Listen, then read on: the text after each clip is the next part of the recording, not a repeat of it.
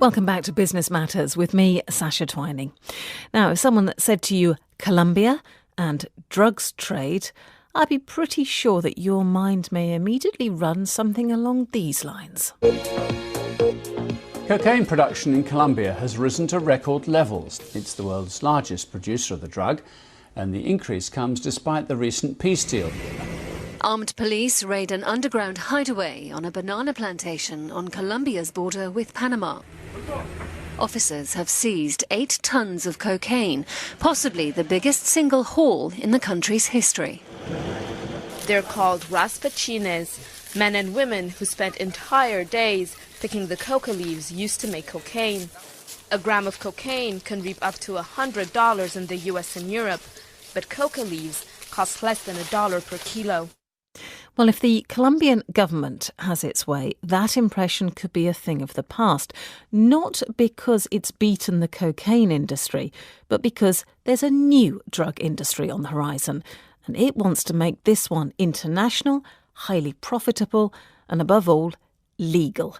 The drug, cannabis.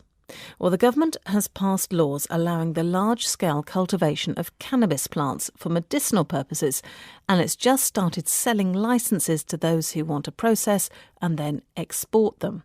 One company is Medcann. Its CEO is Jon Ruiz.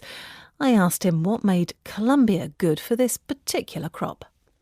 Well, Colombia has the privilege of being located in the equator, and therefore we have light cycle pretty stable throughout the year of 12 hours of light and 12 hours of darkness, which is what maximizes the production of flowers, because you can have crops throughout all the year. If we compare ourselves with 100% indoor operation, Canada, as an example, the cost will be around $1 per gram of dried flower.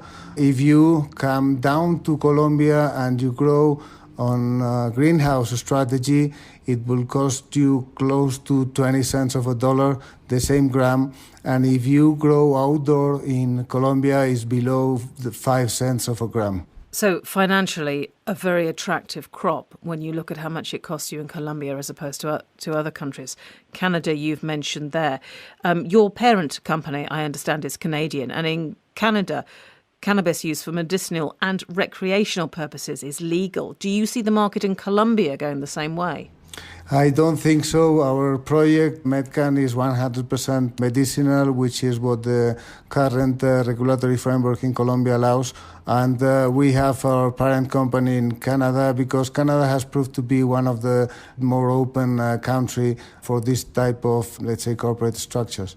Some of our listeners will find it rather ironic that Colombia, that has done what it can to eradicate the illegal drugs trade, particularly with cocaine, are now giving out licenses to make cannabis. I think that it's a fantastic change in how Colombia is looking at drugs. In my personal view, I think it's a very courageous step from the Colombian government. They are ready to take this opportunity and maximize the potential it has for Colombia, because it goes beyond the economics. It is going to have an extremely profound social impact in terms of employment, especially in rural areas that have been suffering the conflict for lots of years. You mention employment and rural areas. Isn't it true that the amount of finance needed to make medicinal cannabis would be way beyond the reach of a small-scale local farmer? They will be cut out of this industry. I don't think so. In our strategy, the most of our volume is going to come from small growers, which we are going to support in getting their license.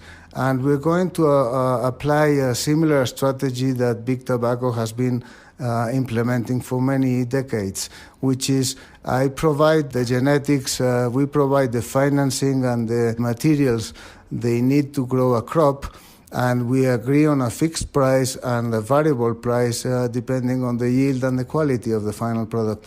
Personally, I used to run Philip Morris in Colombia, and I launched a pretty big tobacco growing operation from scratch And 10 years later, 90% of the growers that started this operation are still there.